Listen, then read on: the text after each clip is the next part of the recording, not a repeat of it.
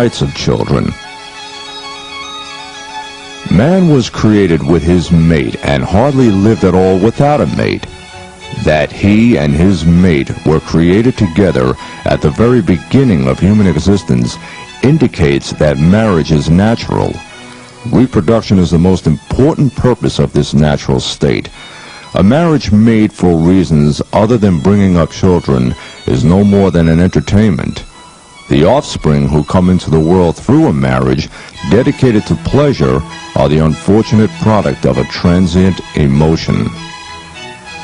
The permanence of a nation depends upon the education of its people, upon their lives being guided to spiritual perfection. If nations have not been able to bring up perfect generations to whom they can entrust their future, then their future will be dark. There is no doubt that the duty of bringing up children properly devolves upon mothers and fathers. Human generations go from age to age, and human beings worthy of the name are those who have risen to high levels of spiritual attainment.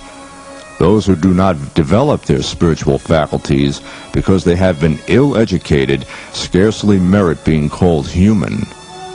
They are nothing more than strange creatures, even though they too are descended from Adam. And those who are burdened with being their parents are unfortunate to have nurtured them. When trees are correctly pruned, they give fruit, and their growth improves. Otherwise they shrivel and become stunted. If this is true, should not a human being with so many talents and abilities be given at least as much care as a tree? Oh man, it is you who bring the child forth into the world. So it is your responsibility to raise that child to the realms beyond the heavens. Just as you take care of its bodily health, so too you must take care of its spiritual life. For God's sake, have pity and save the helpless innocent. Do not let its life go to waste. If parents encourage their children to develop their abilities and be useful both to themselves and the community, then they have given the nation a strong new pillar. If, on the contrary, they neglect to cultivate human feelings in their children, they will have released scorpions into the community.